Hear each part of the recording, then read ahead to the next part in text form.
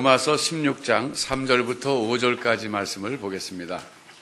로마서 16장 3절부터 5절까지 말씀을 제가 봉독을 하겠습니다. 너희가 그리스도 예수 안에서 나의 동역자들인 브리스가와 아굴라에게 문안하라. 저희는 내 목숨을 위하여 자기의 목이라도 내어 놓았나니 나뿐 아니라 이방인의 모든 교회도 저에게 감사하느니라. 또 저의 교회에게도 문안하라. 나의 사랑하는 에베네도에게 문안하라. 저는 아시아에서 그리스도께 처음 익은 열매니라. 아멘. 오늘은 연말이 다가오는데 로마서가 끝나갑니다. 저는 그래서 로마서를 끝내야 되겠다는 일념으로 지금 설교를 준비하고 있는데 지금 16장 다 왔는데요. 이제 뒷부분 보시면은 수로 사람 이름 쭉 나오고 마지막에 이제 마무리하는데 제가 지금 생각으로는 송구 영신 예배 때 끝내야 되지 않을까. 근데 보통 송구 영신 예배 때는 새해 결심 이런 거 하잖아요. 제가 지금 고민입니다. 이거를 끝내야 되는데. 그래서 오늘 끝내자니 조금 미진한 것 같고, 또 새해 가서 또 이걸 또 하자니 그렇고, 그래서 아마 송구 영신 예배 때 제가 끝내게 될 것 같습니다. 다음 주는 그 성탄주일인데요. 제가 설교하지 않고 정민영 선교사님이 오셔서 선교사님이 성탄 메시지를 전해주실 거예요. 그래서 여러분 기대하십시오. 그래서 다음 주 26일 날에는 제가 성탄 설교를 하지 않고 정민영 선교사님이라고 위클리프 그 바이블 그 성경 번역 선교회 한국 사람으로서는 그 바이스 프레지던트 부회장 중에 한 분이에요. 아주 상당히 그 선교에서 많이 공을 하신 분인데 그분께서 오셔서 성탄 메시지를 전해 주실 겁니다. 그래서 그 다음 송구 영신 예배 때 제가 로마서를 끝내게 되지 않을까 이렇게 해서 스케줄 잡고 있어요. 오늘은 이제 부부 얘기입니다. 오늘 브리스가와 아굴라 이 부부 얘기예요. 이 부부가 좀 모범을 보인 면이 있어요. 인생을 살면서. 그래서 우리가 오늘 이 부부에 대해서 성경을 연구하면서 좀 본받을 걸 좀 찾으려고 합니다. 여러분 우리가 인생을 살면서 많은 모델들을 좀 갖고 있는 게 좋아요. 그래서 우리 자녀들을 기를 때 유명한 사람의 그 전기나 자서전을 많이 읽히는 것이 좋습니다. 왜냐하면 사람은 이렇게 모방해서 배우거든요.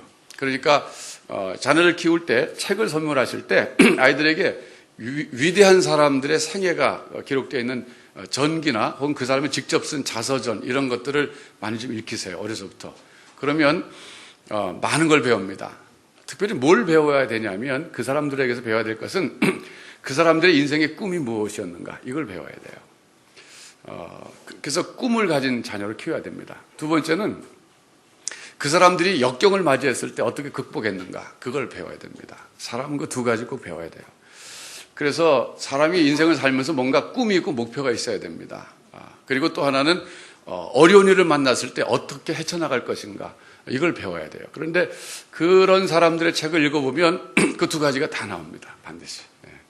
그래서 위대한 사람이 된 거예요. 그리고 지도자가 된 겁니다. 지도자들은 항상 꿈이 있었어요. 그 다음에는 그 꿈을 향해서 나아갈 때 항상 역경이 있습니다. 그 역경을 어떻게 극복했는가 그 경험담이 거기 실려 있어요. 그래서 우리가 어렸을 때나 청년 시절에도 그걸 자꾸 보다 보면 배우게 돼요. 그래서 나중에 역경을 만나게 돼도 좌절하지 않습니다. 내가 아는 누구도 그랬고 누구도 그랬고 안 그런 사람 없거든요. 그래서 굉장히 그것은 중요한 거예요. 그러니까 여러분 성탄절 맞이해서 자녀들에게 선물할 때 그 위대한 사람의 생애 이런 거 책을 좀 그 수준에 맞게 골라주는 것이 참 좋은 선물이 될 겁니다. 우리는 오늘 이 브리스가와 아굴라의 그 생애를 잠깐 들여다보면서 이분들이 어떤 꿈을 갖고 인생을 살았는가 또 역경이 닥쳐왔을 때 어떻게 극복했는가 이런 걸 좀 배우려고 합니다. 이분들은요 지금 사도 바울이 굉장히 높이 평가해 주고 계십니다. 나의 그 동역자입니다. 이런 말을 하세요. 나의 동역자. 그러니까 사도 바울과 같이 동역하는 동역자들이라는 거예요. 이분들이 여러분 아시다시피 성직자가 아니었습니다. 소위 평신도 들이셨어요. 그런데 이렇게까지 평가합니다. 그분들은 경우에 따라서는 내 생명을 구하기 위해서 자기들의 목숨까지도 내놓을 정도로 나를 사랑하고 나와 그렇게 충성스럽게 동역하는 동역자들입니다. 이렇게 평가하고 있어요. 참 대단한 평가 아닙니까? 그러니까 사도 바울보다도 어떤 점에서 이분들이 훌륭하신 것 같아요, 저는. 그런데 사도 바울께서 인생 속에서 이분들을 언제 만났냐면요, 고린도에 갔을 때 만납니다. 고린도에 갔을 때 만나게 되는데, 그 전도 여행식으로 따지면 제2차 전도 여행 때 만나요. 제2차 선교 여행 때 고린도라는 도시에 갔을 때 사도 바울이 만나게 되는데, 만나게 되는 경위는 이렇습니다. 사도 바울이 고린도에 이제 갔어요. 근데 갔는데 그 도시를 둘러보셨어요, 이렇게. 처음 간 도시이기 때문에 뭐 관광 간 건 아니지만 둘러보는데 항구 도시예요, 고린도는. 근데 항구 쪽에 가니까 천막 장사가 쫙 그 비즈니스를 차려놓고 있는 거예요. 이렇게. 텐트 만드는 업체가 막 그 몰려 있는 거예요. 근데 거기를 한 군데 한 군데 다 들어가다가 사도 바울이 어떤 부부를 만나서 대화해 보니까 이 사람이 같은 유대인이에요. 같은 동족이에요. 거기다가 출신지가 고향이 비슷해요. 뭐 완전히 일치하진 않아요. 이 사람들은 본도라는 곳에서 태어났고 사도 바울은 다소라는 곳에서 태어났는데 그저 오늘날로 말하면 거기가 터키 지역이에요. 터키 그 아나톨리아 반도 있잖아요. 이렇게 쭉. 터키에 이렇게 길쭉하게 튀어나온 그 반도를 아나톨리아 반도라 그러거든요. 그 아나톨리아 반도 내에 있는 두 개 도시입니다. 거리는 좀 떨어져 있어요. 본도는 그 흑해 쪽에, 여러분 흑해 아시죠? 흑해? 흑해 쪽에 좀 붙어 있는 도시고, 그리고 다소는 좀 오히려 지중해 쪽에 붙어 있는 도시니까 약간 이렇게 남북으로 이렇게 사선으로 갈려 있는 그런 곳인데, 거기 출신이에요. 그러니까 반가웠어요. 또 만나서 얘기하다 보니까 예수 믿는 사람이에요, 또. 여러분 어디 여행 갔다가 서로 대화했는데 처음에 몰랐는데 대화하다 보니까 예수 믿는 사람이면 그 뭐 인종과 국적을 초월해서 반가운 거잖아요. 그래서 반갑게 만났습니다. 그래서 같이 지내게 돼요. 그것이 첫 만남이었는데 그 사실이 간단하게 사도행전 18장에 나옵니다. 여러분 찾아보겠습니다. 사도행전 18장.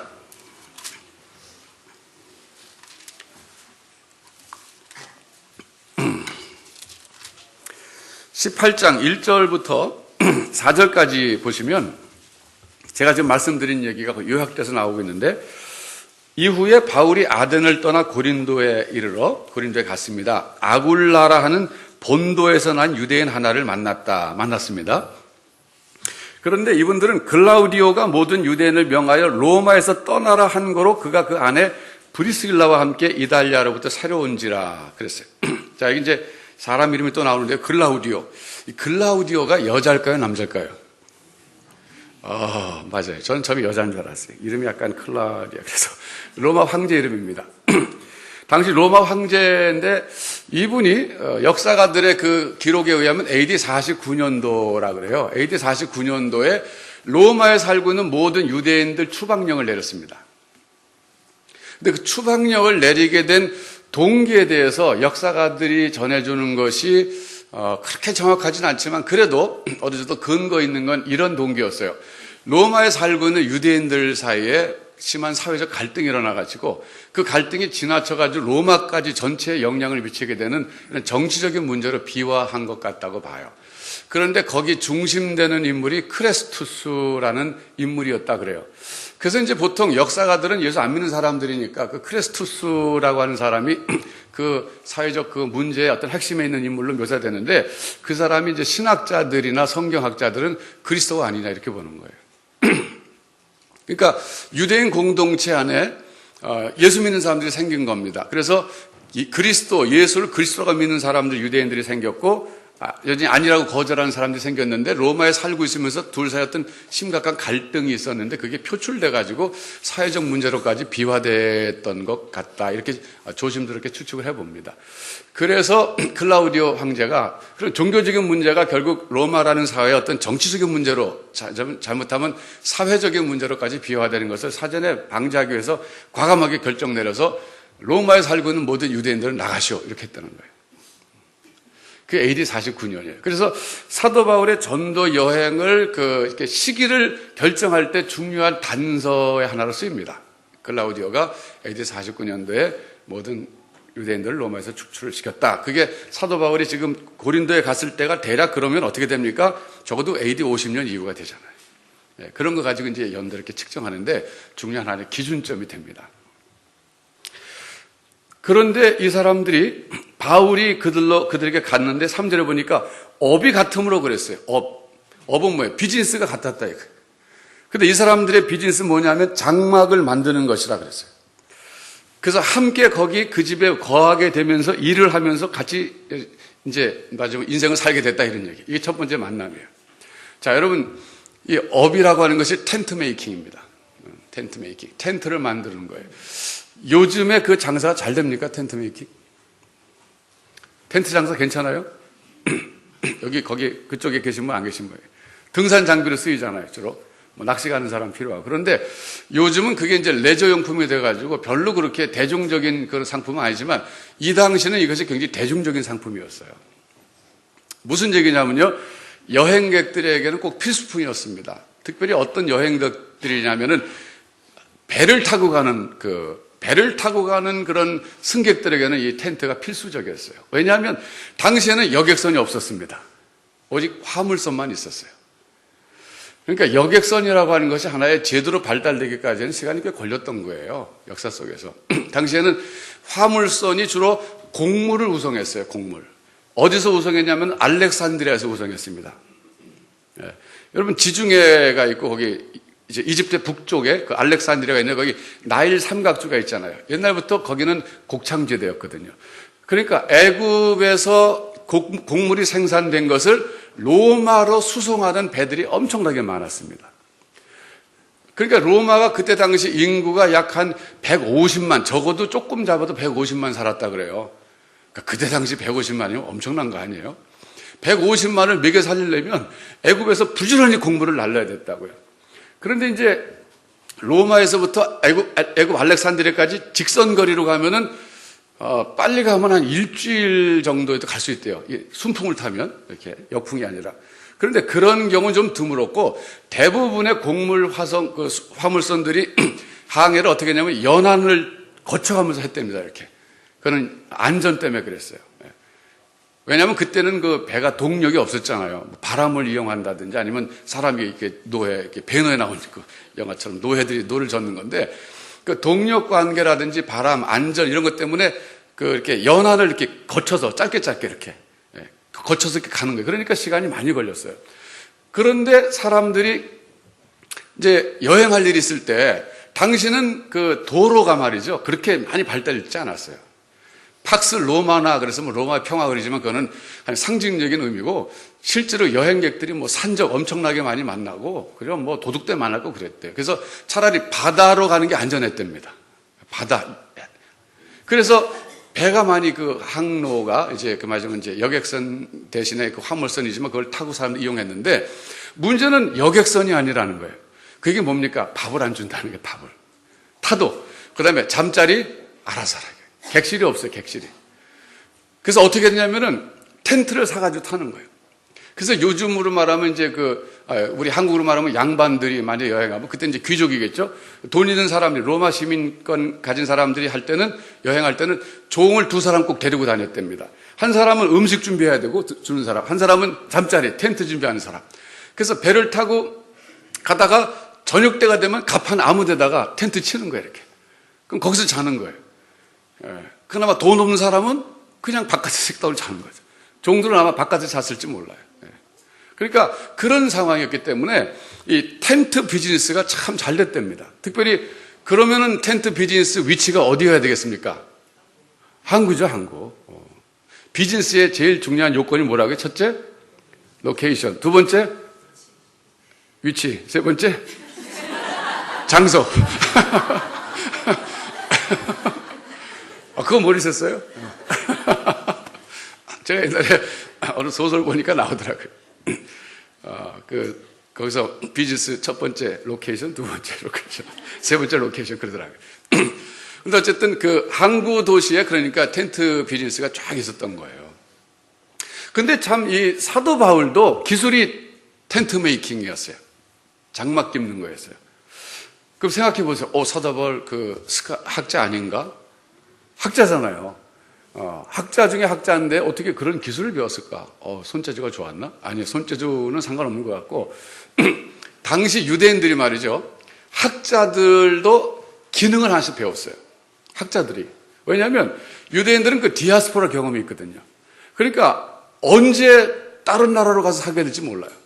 근데 다른 나라로 가서 살게 될 때 제일 배고픈 사람이 교수들입니다. 학자들입니다. 별 도움이 안 되는 사람들이. 기술자들은 어느 나라 가든지 밥은 먹고 살 수 있어요. 예를 들어서 주방장, 쿡을 잘한다. 그럼 어느 나라 가도 환영받아요. 사람 먹고 살아야 되니까. 그래서 여러분 키에르케고르 있잖아요. 조에렌 키에르케고르 덴마크 사람이지만 인종적으로 주이시 유대인이었잖아요. 근데 그분도 안경 만드는 기술자였어요. 우리 생각할 때는 실존주의 철학자로서 맨날 책만 보고 공부만 해서 갔지만 그 사람 직업이 안경 만드는 기술자였어요. 그게 왜 그런 전통이 생겼냐면 디아스포라 경험 때문에 그래요. 그러니까 세계 어느 나라 가도 유대인들은 먹고 살 수 있는 최소한의 그 기본적인 기능을 자식들에게 가르쳐 준 거예요. 근데 사도 바울은요, 장막 만드는 기술을 배웠는데 그럼 어디서 배웠겠느냐? 영국의 그 유명한 그 성경학자 가운데 F.F. 브루스라는 사람이 있어요. 브루스 리가 아니고 F.F. 브루스입니다. 그런데 그분이 연구를 많이 하셨는데 이렇게 추측을 합니다. 사도 바울의 할아버지 때부터 그 다소라고 하는 지역에서 거기가 이제 목양이 잘 돼요. 양떼 잘 기를 수 있는 조건이에요. 거기서 목양업을 크게 했는데 한 번은 로마 군인들이 그 지역에 전쟁하러 왔다는 거예요.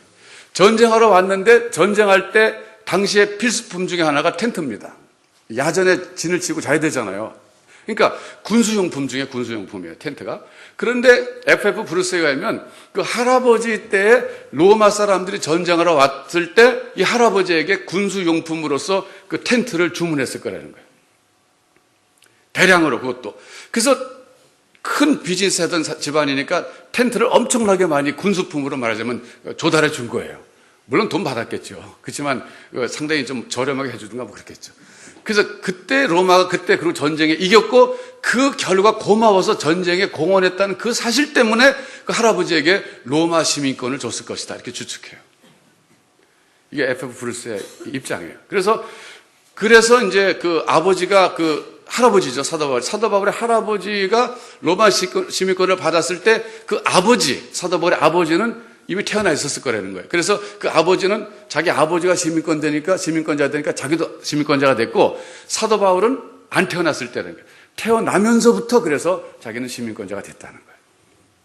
이것이 F.F. 브루스의 해석입니다. 그러니까 사도 바울은 태어나면서부터 보니까 시민권자일 뿐만 아니라 집안이 텐트 비즈니스 한단 말이에요. 그러니까 어려서부터 그냥 배운 거예요, 이렇게. 그 텐트 비즈니스 기술자들이 괜찮았던 건 말이죠. 장비, 용품이 간단했어요. 바늘하고 가위하고 이런 것만 있으면 됐대요. 그러니까 사도 바울이 여행 선교 다녔을 때 요만한 통에다가 그 장비다 갖고 다녔을 거라는 거예요. 항상. 악기하는 사람도 피아노가 좀 불리하잖아요. 갖고 다닐 수 없고. 바이올린 훨씬 낫지, 이렇게 잘 갖고 다니고. 그러니까 그러면서 다녔을 거예요. 그래서 여기 사도 바울이 고린도에 갔을 때 도시를 이렇게 순회했을 거라는 거예요. 처음 간 도시니까. 물론 전도하러 갔지만 알아야 되니까 도시를 돌다가 항구 쪽에 가니까 막 텐트 만드는 비즈니스가 막 쫙 있는 거예요. 근데 그 중에 들어가서 자기도 전문가니까 만져봤겠죠. 잘 만들었나? 바느질 제대로 됐나? 이러면서 쭉 돌다가 브리스길라와 아굴라 그 비즈니스에 들어간 거예요. 근데 그때 당시 사도 바울이 어떤 옷을 입었을 것 같아요? 유대인처럼 입었을 거예요? 아니면 그냥 헬라 사람처럼 입었을 거예요? 유대인처럼 입었을 거라는 거예요. 사도 바울은 우리가 생각하는 것보다 외모라든지 이게 옷 입는 건 완전히 유대인처럼 하고 사셨다는 거예요. 그러니까 벌써 브리스길라 아굴라가 탁 보고 알죠. 이 사람 유대인이구나. 자기도 유대인이고. 대화를 한 거예요. 대화하다 보니까 고향도 비슷해. 본도와 다소 비슷해. 그러니까 넓게 보면 같은 지역이라 이렇게 넓게 보면. 거기다 제일 중요한 거 하나. 예수를 메시아로 믿는 사람이에요. 다. 얼마나 반가웠겠어요. 그래서 브리스가와 아굴라가 알고 보니까 또 사도네, 사도 이분이. 주님의 보내심을 받아서 이방인에게 보내심을 받아서 전도하는 분이에요. 그러니까 여기 계신 동안에는 고린도에 계신 동안에 우리 집에 계세요. 우리 집에 방도 하나 있고 더군다나 그 비즈니스도 사도 바울이 기술자잖아요. 그래서 그 집에 고용된 거예요, 사도 바울이. 그 월급 얼마 주는지 모르겠어요. 여기 안 나오니까. 그렇지만 아마 월급 그런 것도 아마 했을 거예요, 처음에. 그렇게 해서 같이 지내게 됐는데 그때부터 복음을 전하게 된 거예요. 같이. 근데 이제 그러다가 18절 가서 한번 보세요. 18장 18절. 바울은 더 여러 날 유하다가, 사도행전입니다. 사도행전 18장 18절이에요.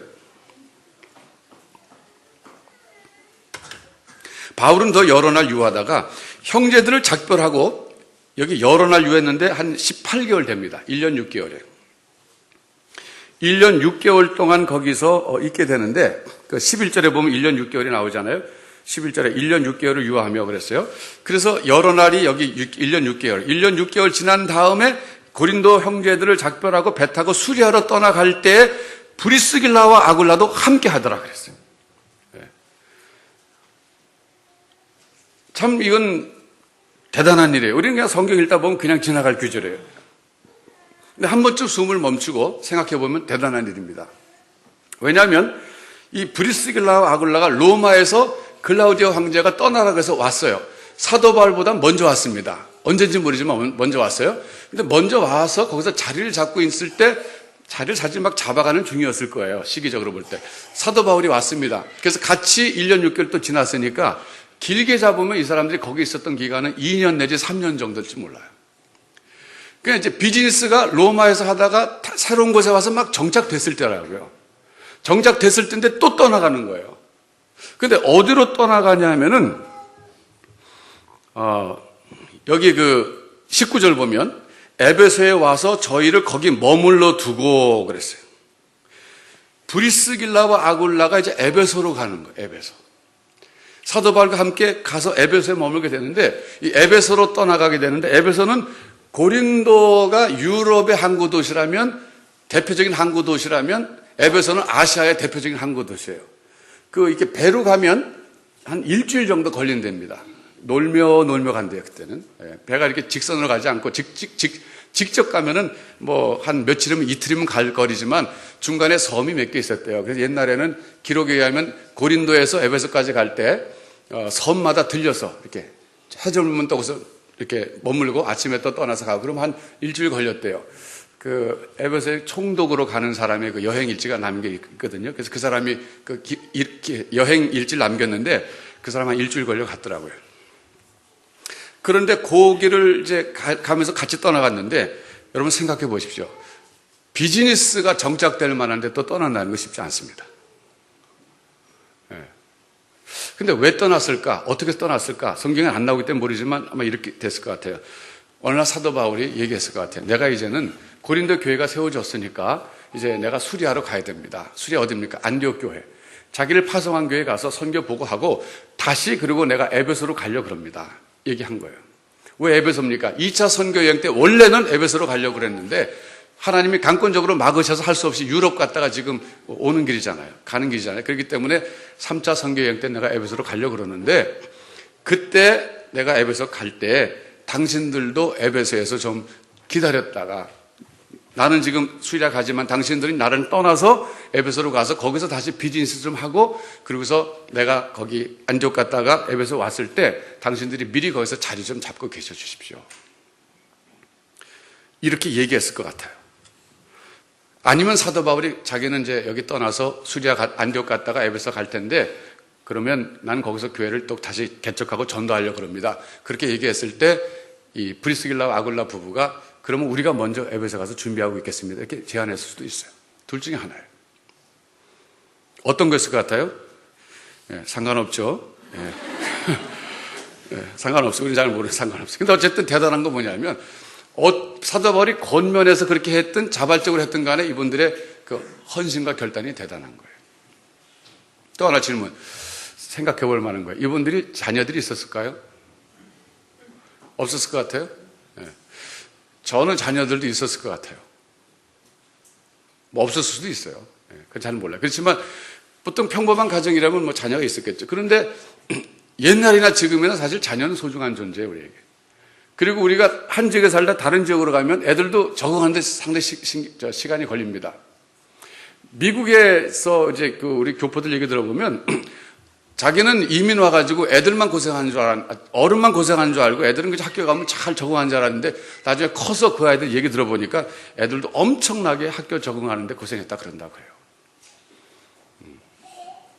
화장실도 막 우리 둘째 딸 같은 경우에는 영어를 못 읽고 가고 막 여자인데 남자 화장실 들어갔다 나오고 막 얼굴이 막 시뻘게 져갖고 당황하고 이런 경험들. 우리가 생각하면 뭐 그럴 수 있지 그지만 애들은 또 안 그렇잖아요. 창피한 거죠. 근데 어쨌든 간에 이 두 부분은요, 가치관이 똑같았다는 거예요. 중요한 것은. 만일에 남편 아굴라가 신앙이 좋아서 나는 사도 바울을 따라가서 에베소 가서 내가 교회 개척하겠다. 이 비즈니스 접고 에베소로 가겠다 그랬을 때 브리스길라가 받쳐주지 않았다면 결정 못 합니다. 못 가는 거예요. 거꾸로 반대 상황도 마찬가지예요. 브리스길라가 갑시다 그랬을 때 아굴라가 여기 지금 비즈니스 차려갖고 좀 잘 되려고 그러는데 왜 또 가냐. 우리가 로마에서 온 지 얼마 안 돼갖고 지금 고생 그때 겨우 자리 잡았는데 왜 또 가자 그러냐. 난 반대다 그러면 또 못 가는 거예요. 근데 이 두 부부는요, 의견의 일치를 봤다는 거예요. 이게 결국 뭐냐면 부부가 생각이 똑같았다는 거예요. 근데 우리가 이제 일반적으로 생각이라는 말을 썼지만 가치 있는 일이 어떤 것이 정말 가치 있는 일이냐, 비즈니스가 가치 있는 일이냐, 우리가 인생을 살면서 편안한 상태에서 사는 것이 가치 있는 일이냐, 그것도 가치 있다는 거예요. 가치 있어요. 그렇지만 더 가치 있는 것이 뭐냐, 주를 위해서 그곳에 에베소 같은 곳에 가서 또 복음을 전하는 것에 협력하고 거기서 헌신하는 것이 더 가치 있다.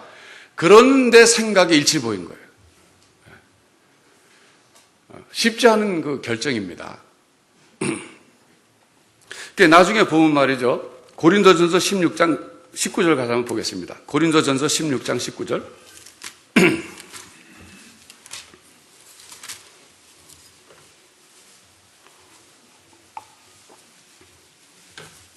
여기서 지금 이런 말을 하고 계세요. 아시아의 교회들이 너희에게 무난하고 아굴라와 브리스가와 및 그 집에 있는 교회가 주 안에서 너희에게 간절히 무난하고 그랬어요. 지금 고린도전서를 쓰고 있는 장소가 어디냐면 바로 에베소입니다. 에베소에서 사도 바울이 고린도 교회에 편지를 보내시면서 하시는 말씀이 지금 여러분들에게 아굴라와 브리스가 여러분 전에 그 고린도에서 같이 생활했던 그분 아닙니까? 아니까 고린도 교회들이 그 아굴라와 브리스가 그분 부부와 그리고 그 집에 있는 교회가 여러분에게 무난합니다. 이렇게 얘기하는 거예요. 그러니까 우리가 이제 중간 정리해보면 고린도에서 1년 6개월 동안 같이 동역하다가 사도 바울이 수리아 안디옥으로 가는 길에 에베소에 잠깐 들렸어요. 들렸을 때 그 두 분 거기 떨어집니다. 머물러요. 사도 바울은 혼자 수리아 안디옥으로 가요. 갔다가 거기서 얼마 있다가 다시 3차 선교행을 떠나서 직접 간 것이 바로 이 에베소라는 도시예요. 그때 갔을 때는 브리스길라와 아굴라 부부가 먼저 거기 정착해가지고 교회를 하고 있었어요, 이미. 그래서 사도 바울이 쉽게 에베소에서 복음 전도 사역을 할 수 있도록 기초를 닦아준 부부가 바로 브리스길라와 아굴라 부부라는 거예요. 대단한 사람들. 자, 여러분 이제 사도행전 18장으로 가서 좀 더 우리가 보겠는데요. 이 부부가 에베소에서 어떻게 생활했는가, 거기 또 단면이 나와요. 성경을 이렇게 연결해서 생각해 보면 전부 종합적으로 연구하면 참 배우는 게 많습니다. 24절 보면 알렉산드리아에서 난 아볼로라 하는 유대인이 에베소에 이르니 이 사람은 학문이 많고 성경에 능한 자라. 그가 일찍 주의 도를 배워 열심으로 예수에 관한 것을 자세히 말하며 가르치나 요한의 세례만 알 따름이라.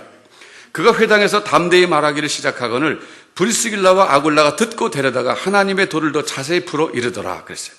여기 보면 브리스길라 아굴라는 에베소에 있는 거예요. 그런데 사도 바울은 지금 안디옥으로 갔었습니다. 다시 에베소로 오기 전까지 그 중간 타임에 있었던 사건 중에 하나가 아볼로 사건이에요.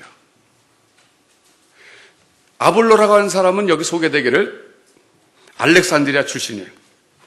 이 사람은 학문이 많고 성경에 능한 자라 그랬어요. 쉽게 말하면 성경학자 중에 학자라는 거예요.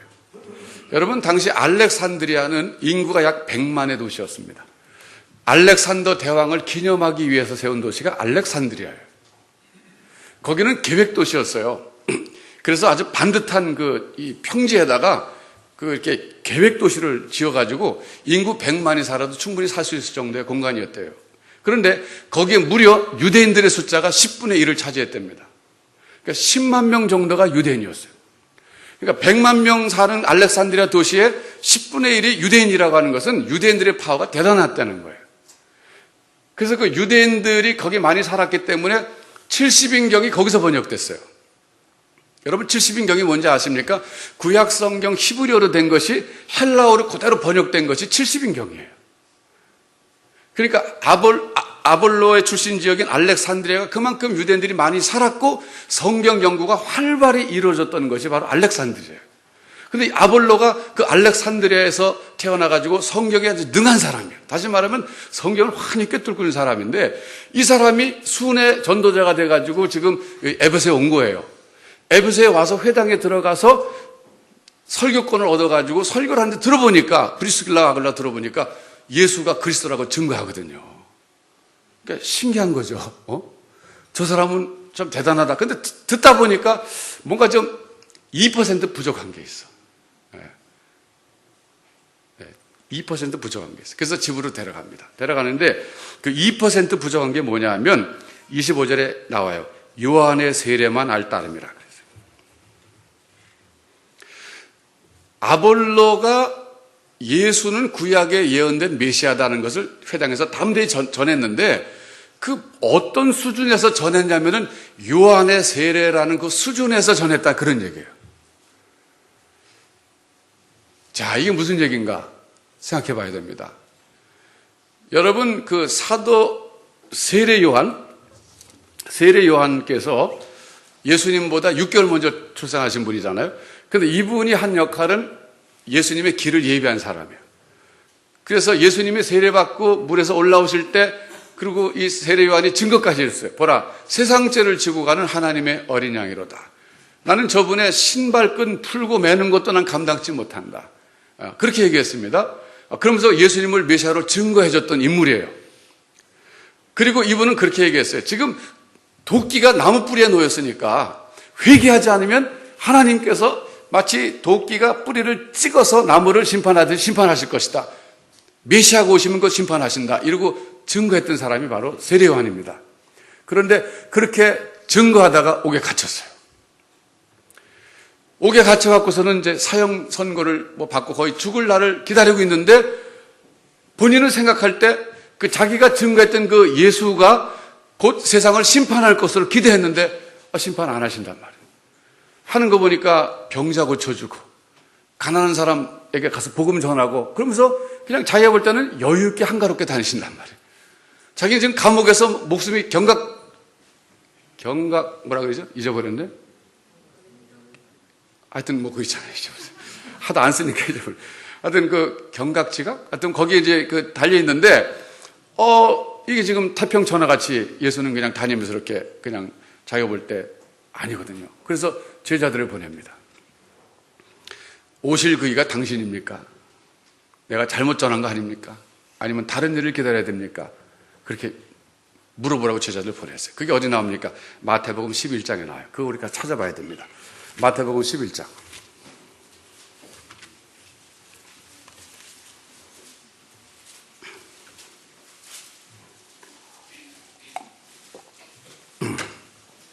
이 요한의 세례를 우리가 잘 이해해야 돼요. 요한의 세례 이것이 굉장히 중요한 그 성경 연구 주제 중에 하나입니다.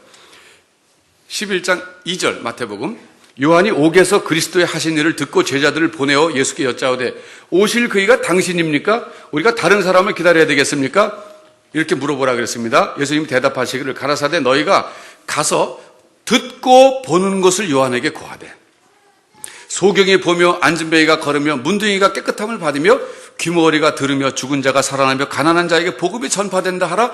그 다음 누구든지 나를 인하여 실족하지 아니하는 자는 복이 있도다 하시니라 그랬어요. 자, 여러분 이게 무슨 얘기냐면요.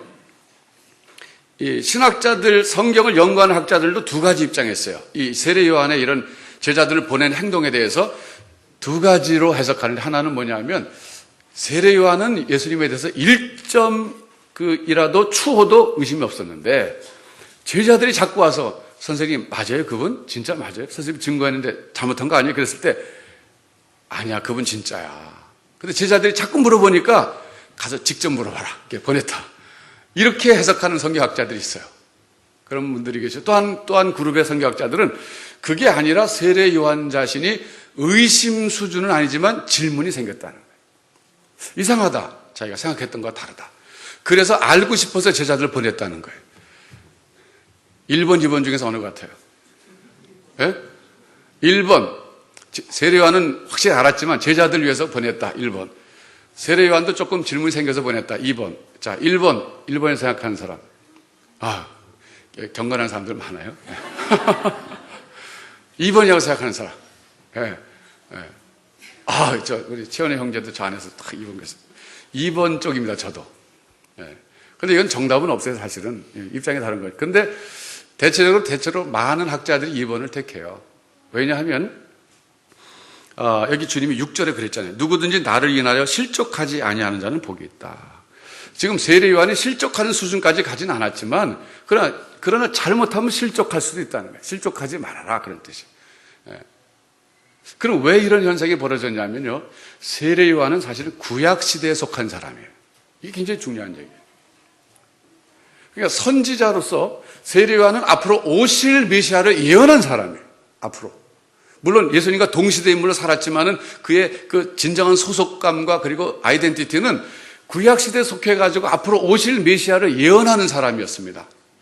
그래서 구약의 관점에서 앞으로 오실 메시아를 바라봤는데 그 구약의 관점에서 앞으로 오실 메시아를 바라보면 초림은 잘 보이지 않아요. 재림이 잘 보이는 거예요, 재림이. 그러니까 초림주로 오셨을 때는 십자가에서 희생양으로 오신 것이고 재림주로 오실 때는 심판주로 오시는 거거든요. 그러니까 완전히 장면이 다른 거예요. 그런데 구약성경 이사야 같은 예언서를 읽어보면 예수님이 초림주로 오셔서 십자가에서 죽으시고 고난받고 부활하실 것도 예언하고 있고 또 그런 구약의 예언서들, 이사야를 중심으로 해서 예언서들 읽어보면 재림주로서 오셔서 세상을 심판하실 것도 예언하고 있어요. 그런데 구약시대 성도들은 우리처럼 그렇게 초림과 재림을 명확히 구분해낼 수 있는 단계가 아니었어요. 그때는. 이것이 계시의 점진성이라는 거예요. 하나님이 우리에게 계시를 주셨을 때 점진적으로도 밝히 주셨다는 거예요. 그러니까 아담이 범죄했을 때 인류를 위해서 메시아를 보내주실 것을 예언했을 때 그 메시아가 여자의 후손으로 태어날 것을 계시하셨잖아요. 여자의 후손이 올 것이다. 이 여자의 후손은 적어도 천사가 올 것이 아니다를 가르쳐 주신 거예요. 여자의 후손이라는 것은 사람으로 올 것이다. 메시아가. 그 다음에 아브라함의 후손으로 올 것이다. 이건 전부 인정적으로 여러 인정이 있지만 유대인 가운데 올 것이다. 그 다음에 시간이 가면서 유다 지파에서 올 것이다. 12지파 가운데서 점점 이렇게 축소시켜서 점점 계시가 점진적으로 주어지는 거예요. 이걸 계시의 점진성이라 그러는데 구약시대 성도들은 그러니까 메시아가 올 것을 예언을 들었는데 우리처럼 초림 다음에 재림하실 것 이런 거 잘 모르고 막 섞여 있는 거예요. 이렇게 섞여 있어요. 그런데 세례 요한의 경우는 아까 말씀드렸지만 도끼가 나무 뿌리에 놓였다. 이거 선언하는 사람이 이게 뭐예요? 재림 심판이에요. 메시아가 오셔서 재림주로서 사역하실 것을 강조한 거예요. 그게. 그런데 자기가 감옥에 갇혔어요. 죽을 날이 다가오는데 자기가 증거했던 예수님은 한가하게 다니면서 병자 고쳐주고 천국 복음 증거하고 전혀 무슨 뭐 심판하실 기미가 안 보이니까 보낸 거예요. 제자들. 의심이 있어서 보낸 건 아니고 질문이 생긴 거예요. 그러니까 주님께서 나를 인해서 실족하지 않은 사람이 복이 있다 그래라. 결국 세례 요한도 믿음을 세워주신 거예요. 주님.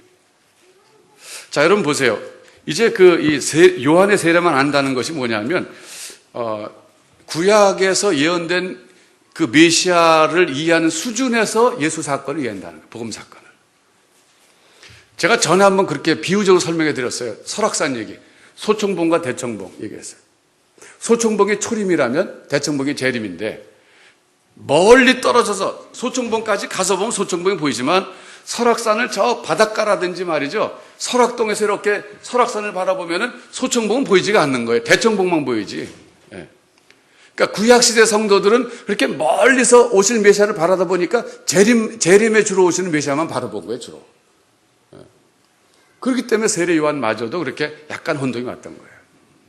그래서 주님께서 소경이 보고 안진병이가 일어나고 죽은 자가 살아나고 뭐 이렇다는 것을 가서 보고 들은 것 전하라. 그 얘기 뭐냐면요, 그게 이사야 35장에 나오는 메시아에 관련된 예언 구절인데, 메시아가 오셔서 심판만 하시는 것이 아니라 병자들을 고쳐주시고 살려주시고 구원해 주신다는 것을 예언한 구절이에요.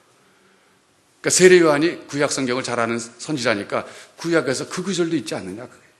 심판주로만 생각하지 말라 이거예요. 메시아가 와서 가난한 사람, 질병 걸린 사람들 고쳐주고 구원해 주는 것도 있지 않느냐.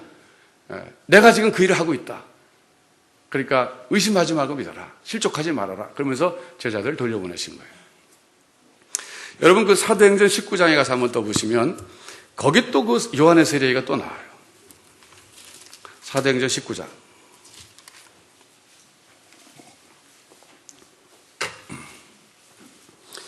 이 사도행전 19장은 이제 바울 사도께서 3차 선교 여행을 떠나서 에베소에 가셨을 때 일입니다. 그런데 그때 제자들을 만났어요. 19장 7절에 보면 모두 12사람쯤 돼요. 12사람 모인 곳에 가서 설교를 하시게 됐는데 그들에게 물어봐요. 너희가 무슨 세례를 받았느냐? 3절에 보니까 대답하되 요한의 세례를 받았습니다. 그랬어요. 그러니까 에베소에 사도 바울이 가셨을 때 이미 예수님의 제자들이 있었어요. 그런데 그 사람들은 요한의 세례를 받은 사람들이고 성령 세례를 받지 못한 사람들이에요. 그러니까 어떻게 보면 아볼로와 같은 수준의 사람들이에요. 여러분, 그 세례 요한이 세례를 요단강가에서 줬는데 그냥 그 지역적으로 보면 영향력 끼친 지역이 그 요단강 근처 혹은 그 팔레스타인이라고만 생각하시면 안 됩니다. 에베소에까지도 영향이 미쳤던 거고 알렉산드리아까지도 세례 요한의 제자들이 있었던 거예요. 왜? 이 사람들이 요단강에 가서 세례 받은 거예요, 거기서. 에베소에 살던 유대인들이 요단강까지 가서 세례 받고 와서 거기서 또 생활하고 있었고, 알렉산드리아에 사는 사람들이 요단강에 가서 세례 요한의 세례를 받고 와서 그 기다렸던 사람들이에요. 세례 요한의 영향력이요 훨씬 큽니다. 우리가 일반적으로 생각하는 것보다도 그분의 당시의 영향력은 대단했어요. 그러니까 사도 바울이 전도하러 다니실 때는 구약에 속해가지고 오실 메시아를 바라보는 사람들 가운데서도 예수 믿는 사람도 있었고, 더군다나 이때는 이미 시기적으로 십자가와 부활 사건이 이루어진 다음이기 때문에 나름대로 자기들이 이해하려고 막 애를 썼던 거예요, 사람들이.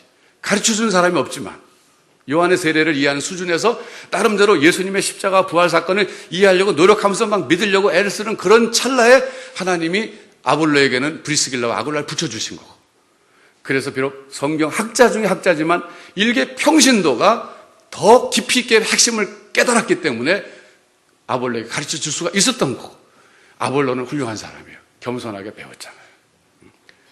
학식으로 따지면 창피하잖아요. 내가 구약 맞으면 PhD인데 당신이 알면 얼마나 아느냐 이럴 텐데 그게 아니라 제가 배우잖아요. 또 에베소에 갔을 때 사도 바울께서 12명의 요한의 세례만 받은 사람들에게 자세히 풀어서 또 가르쳐 주신 거예요. 그래서 믿음이 더 자라나게 되는 거예요. 여러분, 이런 식으로 보면 참 이 아볼로와 이 브리스길라와 아굴라가 얼마나 훌륭한 평신도 사역자였는가, 더군다나 말씀 사역자였는가, 이걸 우리가 알 수 있어요. 저는 우리 다액교회에서 여러 가정에서 지금 전문 강사 훈련들을 받고 계신 분들이 계신데 나중에 다 받았으면 좋겠어요. 그래서 어디 가서 살든지 어떤 상황에서 누구를 만나든지 간에 이 성경을 자세히 풀어서 설명해 주는 이 부부들이 되시기를 바랍니다. 아는 사람들은 아멘 안 했고 모르는 사람들이 그냥 아멘 한 것 같아요. 공부하기 얼마나 힘든데요. 알고는 못할 일입니다. 모르고 들었다 그냥 어떻게 열심히 졸업하는 거지, 자세히 알고는 할 일이 아니에요, 제가 봐도. 그러나 해볼 만큼 가치 있는 일입니다. 그런데 오늘 이제 본문에 보시면 말이죠, 지금 오늘 다시 로마서 16장으로 와서 보세요. 이제 로마서 16장을 보시면 3절과 5절 보면, 여기 보면 이분들이 지금 로마에 가 있어요. 또 지금 로마에 가 있는 거예요, 오늘. 그래서 너희가 그리스도 예수 안에서 나의 동역자들인 브리스가와 아굴라에게 문안하라. 로마 교회 편지 쓰면서 이미 로마에 가서 그 집에서 역시 교회를 하고 있는 그 사람들을 다시 한번 추천하는 의미도 있어요. 로마 교회 성도들에게 그 브리스가와 아굴라, 그분들은 나의 동역자들입니다. 나를 위해서는 목숨도 내놓을 만큼 그런 동력자들입니다. 귀한 분들입니다. 그러면서 그분들을 은근히 추천하고 계신 거예요. 그럼 어떻게 된 사실인가? 앞뒤 전후 이걸 전부 이제 엮어보면 에베소에서 브리스가와 아굴라가 사도 바울보다 먼저 거기 정착하면서 교회를 하고 있다가 3차 선교여행 때 사도 바울이 에베소에 오셨습니다. 3년을 거기 계셨어요. 그런데 3년 채워지기 전에 언젠가 브리스길라 아굴라가 로마로 가신 거예요, 이분들이. 사도 바울이 아마 이때는 가시라 그런 것 같아요, 제 생각에. 적극적으로. 왜냐하면 나중에 본인이 스페인으로 갈 때 로마 들렸다가 가야 되는데 들리는 이유가 잠시 쉬기 위해서가 아니라 로마 교회의 파송과 후원을 받아야 될 상황이기 때문에 미리 앞서서 참 이 브리스길라 아굴라 부부를 보내갖고 그걸 준비하도록 한 것이 아니겠는가 싶어요. 이런 거 보면 사도 바울도 주의를 하면서 굉장히 계획을 철저하게 세워서 하신 거 볼 수 있어요. 어쨌든 오늘 중요한 것은 이 두 부부의 결단과 헌신입니다. 그죠? 부르시는 대로 간 거예요. 부름받아 나서님은 어디든지 가오리다. 이 부부에게는 이 찬성이 딱 맞는 찬성인데 우리 대부분은 그 찬성 부를 때마다 시험에 들어요. 미안하고 아직까지는 아닙니다. 지금은 아닙니다. 조금만 기다려 주십시오. 이러면서 하는데 이분들은 정말 자신 있게 이중창할 수 있는 분들이에요. 우리 이따 부를 거거든요, 설교 후에. 부름받아 나서님 어디든지 가오리다. 그러니까 사도 바울을 위해서 목숨을 내놓는다고 하는 것은 사실은 주님을 위해서 내놓는다는 거예요. 그게 사도 바울에게 인간적으로 정을 느끼고 그런 것도 있었겠지만 그러나 그분이 사도라는 그 직함 때문에 사도의 일을 돕는 것이 하나님의 일을 이룬다는 확신이 있었기 때문에 사도 바울을 위해서 내가 목숨을 내놓겠다 이런 결단까지 갈 수 있었던 거란 말이에요. 신앙적 태도라고 할 수 있어요. 저는 그래서 오늘 이 부부의 이 모델을 통해서 우리가 배워야 될 것은 부부가 행복하게 살려면 이렇게 생각이 하나가 돼야 된다 이거예요. 부부가. 자, 여러분 가정 생각해 보세요. 생각이 하나입니까? 두 개입니까? 어떨 때는 하나고 어떨 때 여러 개고 두 개고 그러죠. 근데 가급적 하나가 좋아요. 이분들은요, 제가 볼 때 행복한 인생을 살았을 거라고 저는 생각해요. 비록 몸은 고달팠을 거예요. 하도 옮겨 다니느라고. 그렇지만 그 마음은 얼마나 부부가 행복합니까? 생각이 하나니까 싸울 일 없잖아요. 정말 그 성경에서 말하기를 움막에서 살면서 우리는 말하면 초가집에서 살면서 야채 먹고 그냥 냉수 먹고 물 마시고 채소 먹고 이게 낫지 육선이 가득한 집에서 사면서 서로 다투며 사는 것보다 그런 게 낫다고 얘기하잖아요. 잠언에서. 그러니까 가족의 행복이 물질에 달려있지 않고 마음에 일체에 달려있다는 거예요. 근데 이분들은요, 가치관이 하나라는 거예요, 가치관이. 그러니까 사업도 중요해요. 자녀 교육도 중요해요. 그렇지만 경우에 따라서는 주회를 위해서 그걸 내려놓을 수 있는 정도의 이 가치관에 대한 큰 성장이 있었던 거예요. 사실 우리가 그걸 사모해야 되는 거예요, 그거를. 여러분. 그러니까 대단한 분들이죠, 이분들. 자기 사업보다도 고린도에서 사업 잘 됐는데 에베소로 가라 그러면 또 가고, 에베소에서 사업 잘하고 있었는데 로마라 그러면 또 로마로 가고, 그냥 자기네 인생의 그런 물질적인 그것보다도 주님이 주신 그런 사명, 어떤 주의 일에 대한 가치를 이분들이 알아봤다는 게 대단한 거예요. 이분들은 저는 행복하게 살았을 거라고 생각해요. 근데 제가 또 성경을 보니까 하나 깨달은 건 뭐냐면, 생각의 일치도 중요한데 그 생각이 바른 생각의 일치가 중요하더라고요. 아나니아와 삽비라는 완전히 반대 경우죠. 아나니아와 삽비라는 생각이 일치했어요. 그렇잖아요. 일치했잖아요. 근데 일치했는데 잘못된 생각을 일치했잖아요. 그래서 그 집은 망한 케이스고, 이 브리스길라하고는 생각이 일치했는데 그게 건전한 생각이고 바람직한 생각이었기 때문에 참 성공한 그런 케이스거든요. 제가 이제 이 설교를 준비하면서 제가 걸렸던 분들이 싱글들이었어요. 그러면 싱글들은 어떻게 해야 된다는가? 사실 제가요, 이제 교계, 우리 한국교회를 바라볼 때 남녀의 결혼 정년기에 해당되는 남녀의 성비의 심각한 불균형이 문제예요. 아마 좀 그래도 7대3 정도는 괜찮은 편이라 그래요. 심한 경우에는 여성이 8, 남성이 2. 그래서 막 그런 교회도 많고 그래요. 그래서 전체적으로 한국교회 보면은 남자와 여자의 결혼 정년기에 있는 비율이 한 7대3 정도, 6대4는 안 될 거예요, 아마. 그래서 강단에서 믿지 않는 사람과 결혼하지 마십시오. 그렇게 설교하면 무슨 얘기냐면, 여성들 가운데 한 3명만 시집가고, 나머지 싱글로 사십시오. 이거거든요. 그래서 제가 고민이 생겼어요. 그래서 제가 생각을 많이 하는데, 기도하면서 왜 하나님께서는 믿지 않는 사람과 결혼하지 말라 그러실까? 물론 이제 구약에는 이제 혼합주의 때문에 이게 우상 숭배까지 갖고 오니까 결혼하게 되면 그것도 금하셨고, 이제 신약 시대도 역시 금하는 것은 이제 전체적으로 볼 때 맞는데, 그게 제가 생각할 때는 어떤 우상 숭배와도 관련이 있지만 우리의 어떤 행복 때문에 그러신 게 아닌가? 저는 차라리 그렇게 생각해 봐요. 사실 생각이 다른 사람하고 사는 건 굉장히 피곤한 일이에요. 차라리 혼자 사는 게 낫죠. 그거는. 싱글들은 잘 모르실 거예요. 그렇죠? 경험을 못 해봤기 때문에. 근데 대체적으로 보면 생각이 다르다는 것은 굉장히 힘들어요, 살기가. 그 뭐 사소한 생각이 아니라 뭐 음식 먹으러 가는데 난 짜장면, 짬뽕 이 정도가 아니라 그건 괜찮은 생각. 그 정도 괜찮아요. 그런데 문제는 브리스길라 아글라 같이 사업을 해야 되는데 이 사업을 여기서 지금 고린도에서 멀쩡하게 잘하고 있는데 오늘 남편에게 하나님께서 에베소로 가라 그랬어요. 그래서 가려고 그랬더니 와이프는 거기 못 따라가요. 왜 가냐고. 여기 좀 장사도 잘 되고 돈도 잘 벌고 애들 교육도 잘 시키고 얘가 팔았군 아니냐. 그게 된 거예요. 그게 문제가 되는 거예요. 그게. 근데 그런 경우는 못 갑니다. 그런데 거꾸로 여성에게 하나님이 소명 주시면 갈 확률이 많아요. 여자들이 파워가 더 세니까 대체적으로. 근데 저는 요즘 이런 생각 해봐요. 제가 약간은 엉뚱한 생각이 좀 오지만, 주님, 우리 자매들 가운데 정말 신앙 좋은데, 신앙 좋은 사람 샀다가 지금 참 상대가 없어서 그런 자매들 많은데, 안 믿는 사람하고 좀 결혼하라 그러면 안 될까요? 그런 생각 좀 해보고 기도도 가끔 해봐요. 별로 대답은 안 하시는 것 같아요, 아직까지. 안 하시는데, 제가 왜 그 생각하냐면, 또 7명 어떡해요? 제 이런 생각 때문에. 7명 어떻게 해요? 대책이 없어요, 대책이. 그래서 제가 이제 교회 그 역사를 보니까 재미난 걸 발견했어요. 바이킹 있잖아요, 바이킹. 바이킹들이 스칸디나비아 3국 거기 살던 사람들이 해적질 다닌 거 아니에요? 근데 이 사람들이 다니다가 이제 프랑스 같은 데 가갖고 점령해서 쳐들어가서 수녀원을 쳐들어갔대요.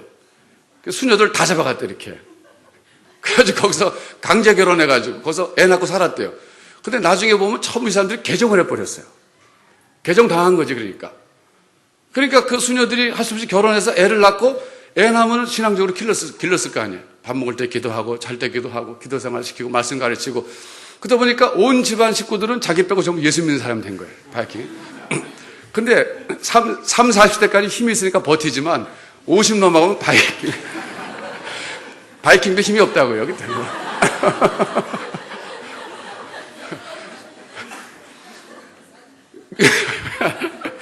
50 넘어가면 바이킹질도 못하고 집에서 삼식해야 되잖아요.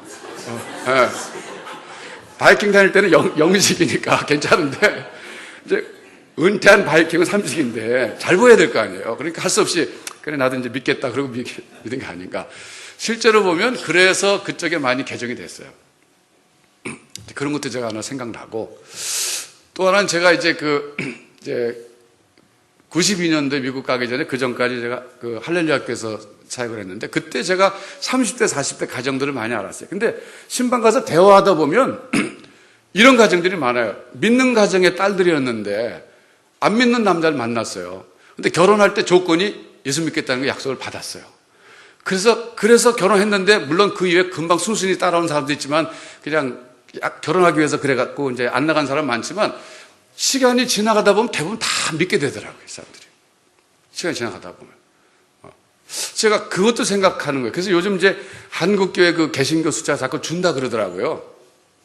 주는 이유가 이제 여러 가지가 있지만 그 중에 하나가 신실한 우리 자매들이 시집가서 애를 많이 낳았고 이게 자연 증가가 돼야 되는데 이 자매들이 지금 시집갈 확률이 적다 보니까 자연 증가가 줄어갖고 이게 자꾸 숫자 줄는 게 아닌가. 이런 생각도 해보는 거예요. 어떻게 생각하세요?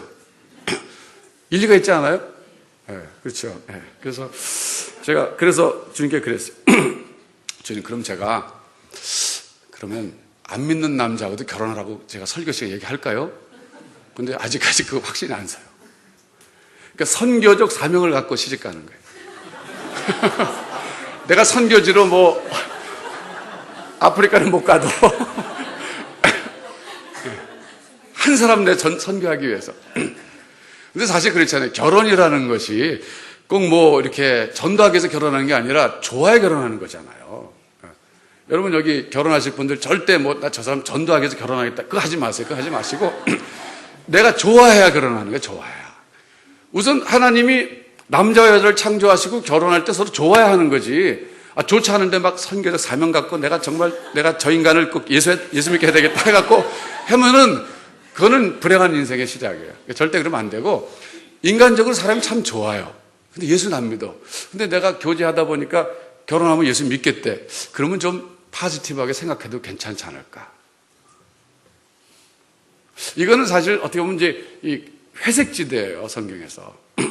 원리적으로 안 된다, 된다, 그게 아니라 그 상당히 그 개인에게 맡겨진 영역이라고 봐요. 그런 경우에 저는. 그리고 또 보면, 선교 역사를 보면 말이죠. 싱글 여성들이 탁월하게 선교했어요. 싱글 여성들이. 이건 별로 잘 안 알려진 사실이에요. 왜냐하면 선교 역사 쓰는 게 주로 남성 위주로 쓰거든요. 이렇게 부부 중심으로. 그러다 보니까 그런데 사실은 그 가정을 이루는 선교사들은 말이죠. 오지로 들어갈 수 없어요. 아이들이 아프면 병원에 금방 가야 되고 교육시켜야 되니까 할 수 없이 도시에 머물 수밖에 없는 거예요. 그러나 싱글인 여성들은 괜찮잖아요. 그래서 정말 부부가 들어갈 수 없는 오지로 들어갑니다. 그래서 그곳에서 탁월하게 선교들을 많이 했어요. 그래서 저는 그런 생각이 들어요. 우리 교회 내에서 우리 여성들 가운데 이제 길이 세 가지가 있어요. 믿는 사람 만나서 결혼하든지, 안 믿는 사람 선교적 사명 갖고 하시든가, 아니면 또 하나의 대안은 싱글을 택하시든가. 아예.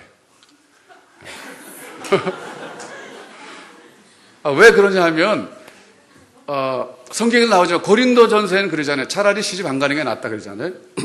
아마 싱글들 그거는 그냥 가급적 안 보고 막 지나갈게요. 이렇게. 이거는 큐티할 때 거긴 생략. 근데 그 성경학자들이 그 고린도 전서에서 차라리 혼자 사는 게 낫다. 처녀들은 그렇게 얘기하는 것이 독특한 상황이었기 때문이라고 주석합니다. 일반적인 원리를 주신 것이 아니라 그 고린도 사회의 사도로서 어떤 내다보는 임박한 환란이 있었다는 것, 어려움이 있었을 거라는 거예요. 그래서 그때 되면 결혼하고서 아이 있고 그러면 그 환란을 피하기 어렵고 그렇기 때문에 차라리 혼자 사는 게 낫다 이렇게 말씀하신 것이지 창조 질서 자체를 사도 바울이 이렇게 어긴 건 아니에요. 하나님 원래 결혼하는 거 기뻐하시는 거예요. 그런데 주님 말씀하셨어요. 천국을 위해서 스스로 선택해서 독신을 사는 사람도 있다 그랬잖아요. 그러니까 그런 점에서 볼 때 저는 그렇게 생각이 들어요. 어떻게 보면 생각도 다르고 또 기질도 다르고 이런 신랑 만나서 고생하고 사느니 차라리 선택을 아예 내가 주를 위해서 그럼 내가 독신을 살겠다. 그러면서 보다 적극적으로 뭔가 좀 주를 위해서 살아보겠다. 이것도 괜찮은 대안이 아니겠는가 생각해요. 제가 아까 이 설교를 일부 시간에 똑같이 했거든요. 그랬더니 끝나고 난 다음에 자매들이 막 충격받아갖고 막 지금 막 흔들리고 있어요, 지금. 그렇다 그러다. 그래서 내가 그건 좋은 일에 한 번쯤 진지하게 생각해 봐야 돼요.